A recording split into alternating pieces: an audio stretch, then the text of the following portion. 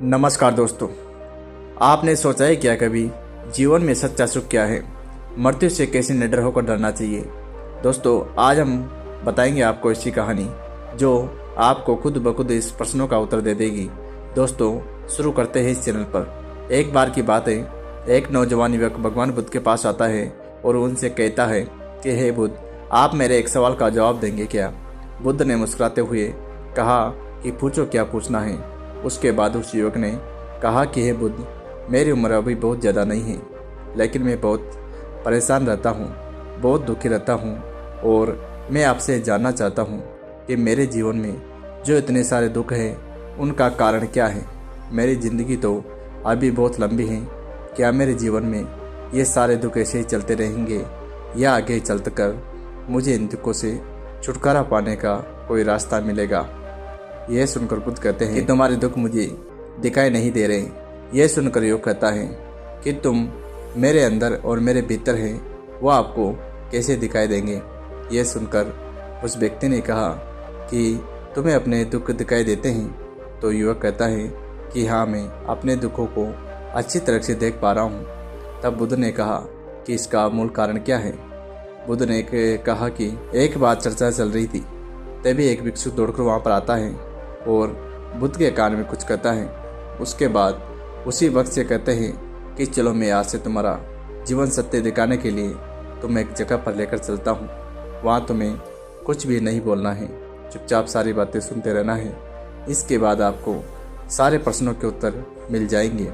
यह कहकर वह युवक गौतम बुद्ध के पीछे पीछे चलने लगता है। थोड़ी देर बाद में गौतम बुद्ध एक घर में प्रवेश करते हैं और प्रवेश करने के बाद वह युवक देखता है कि वहाँ पर बहुत सारे लोग खड़े हैं और बीच में चारपाई पर एक बूढ़ा आदमी लेटा हुआ है।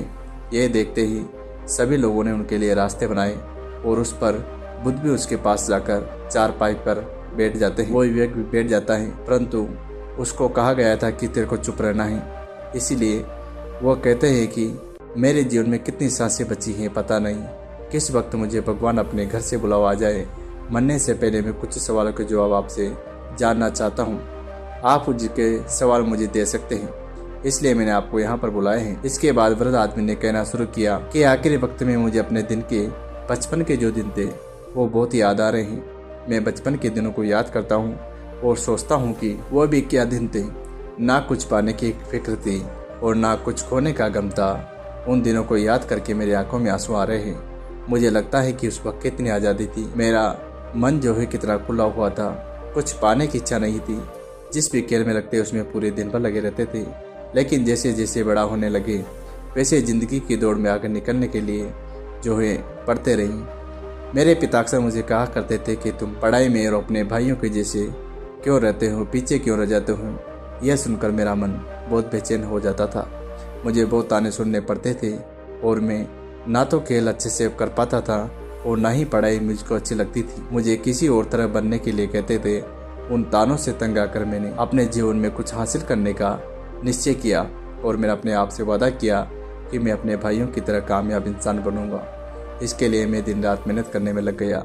शुरुआत में बहुत मुश्किल था, बहुत निराशा मेरे को हाथ लगी, लेकिन धीरे धीरे मैंने अपना खुद का एक व्यापार खड़ा कर लिया। उसके बाद मुझे कुछ पाने का एहसान हुआ। उसके लिए मुझे बहुत खुशी हुई, क्योंकि लोग जो मुझे ताना देते थे वही लोग अब मेरे आगे पीछे घूमने लगे। कुछ वक्त बाद जो है मेरे एक बड़े रईसी खानदान की बेटी के साथ शादी हो गई। उसके बाद मुझे लग रहा था कि मेरा जीवन जो है स्वर्ग बन गया। कुछ साल बाद मुझे 2 बेटों की प्राप्ति हुई। दोनों ही बहुत अच्छे थे और बच्चों के लिए मैं कुछ करने को उत्सुक था और भी ज़्यादा धन कमाने में लग गया। धीरे धीरे मैं अपने नगर का सबसे बड़ा व्यापारी बन गया। बहुत अच्छा चल रहा था, लेकिन होने को कौन टाल सकता है। अचानक मेरी पत्नी मुझे छोड़कर चली गई और मुझे बहुत गहरा सदमा जो है पहुंच गया। कई दिनों तक मैं अपने घर से बाहर नहीं निकला। मेरे बेटे मुझे हिम्मत देते कि पिताजी कोई दिक्कत नहीं है, माताजी वापस आ नहीं सकती, लेकिन वो समय जो बीत गया वो वापस नहीं आएगा। हम दोनों भाई आपको हमेशा याद आपका साथ देंगे, आपकी सेवा करेंगे। आपको कोई चिंता करने की आवश्यकता नहीं है। धीरे धीरे मैंने अपने मन को समझाना शुरू कर दिया कि मुझे अपनी पत्नी के बिना जीना पड़ेगा। इसलिए मैंने अपना मन अपने बेटों के साथ जोड़ लिया और उनकी खुशी में ही मुझे खुशी होने लगी। उनके दुख में मुझे दुख होता था। थोड़े दिन ये जीवन का चक्र ऐसे ही चलता रहा, लेकिन उन जीवन की गहराई में कैसा जाना जाए और इस दुनिया में मैं क्या करने के लिए आता है, ऐसे तमाम सवाल मेरे अंदर उठते रहते थे। और मुझे पता चला कि इस जीवन का मतलब समझा जा सका। मैं हमेशा सोचता था कि पहले मैं अपने जीवन से दुख और परेशानी को दूर कर देता हूँ, उसके बाद में मैं अपना पूरा मन लगाऊंगा। और ये सोच करके मैं कभी ध्यान नहीं कर पाता था। धीरे धीरे वक्त की तरह उम्र भी ढलने लग गई। मैं बीमार पड़ गया और मेरे जीवन में कोई कमी नहीं रही। मेरे बेटों ने मेरा अच्छा साथ दिया और जीवन में बहुत कुछ हासिल भी किया। लेकिन जब मैं पीछे मुड़कर देखता हूँ तो मुझे एहसास होता है कि मेरे बचपन के दिन कितने प्यारे थे और मैं चंद मिनट का मेहमान हूँ। मैं जानता हूँ क्या आप मुझे कुछ ऐसा सुकून सूत्र देंगे कि मैं अपने सुकून से मर सकूं और मेरे सारे सवालों के जवाब शांत हो जाए। जीवन का असली मतलब सुनकर बुद्ध ने कहा कि हर इंसान का दिन जो है उसे कुछ चिंता नहीं रहती। बचपन में मेरे अंदर कोई लालसा नहीं होती थी। जिस काम में लग जाता उसी में मगज हो जाता था। धीरे धीरे इंसान की आयु बढ़ती लगती है, वैसे वैसे उसकी इच्छाएं और कामनाएं जो हैं बढ़ती जाती हैं। इंसान अपने भविष्य की तैयारी में लगा रहता है और फिर अपने अतीत के बारे में सोचता रहता है। वर्तमान में वो जीना भूल जाता है। वैसे ही दोस्तों, अगर हम देखें छोटे बच्चों को तो उनको भविष्य या अतीत की कोई परवाह नहीं रहती। बस वो जो वर्तमान होता है उसमें पूरा आनंद लेते रहते हैं और उसी में अपना पूरा जो है समय बर्बाद कर देते हैं। उनका अपना पूरा जीवन कामयाब हो और उसमें अपने पत्नी और भविष्य की योजना में जो है कुछ पता नहीं रहता और वो सोचते रहते हैं कि मैं अपने जीवन को व्यवस्थित कर लूँगा, लेकिन बाद में सत्य की खोज करूँगा, ध्यान करूँगा। लेकिन हम भूल जाते हैं कि कल किसी का नहीं आता है। हमारे द्वारा जो मन है वो दूसरी योजना बना लेता है और इसी प्रकार हमारा जीवन का चक्र चलता रहता है।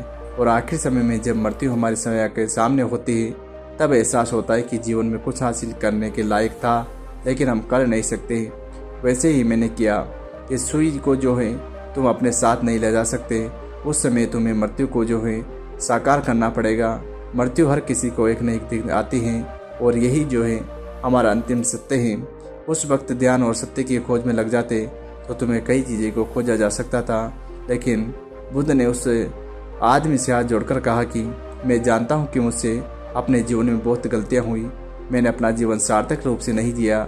इस बारे जो है मुझे बहुत गहरा एहसास हुआ है। लेकिन मैं आपसे ये बता सकता हूँ कि मृत्यु जो है सत्य से कोई झलक नहीं मिल सकती। उस आदमी ने उसे कहा कि अब तुम्हारे समझने के लिए एक सूत्र है कि तुमने जो भी जीवन में कुछ खाया है या कुछ पिया है वह जो है छोड़ करके चले जाओगे, अपने मन के साथ कर कुछ नहीं ले जा पाओगे।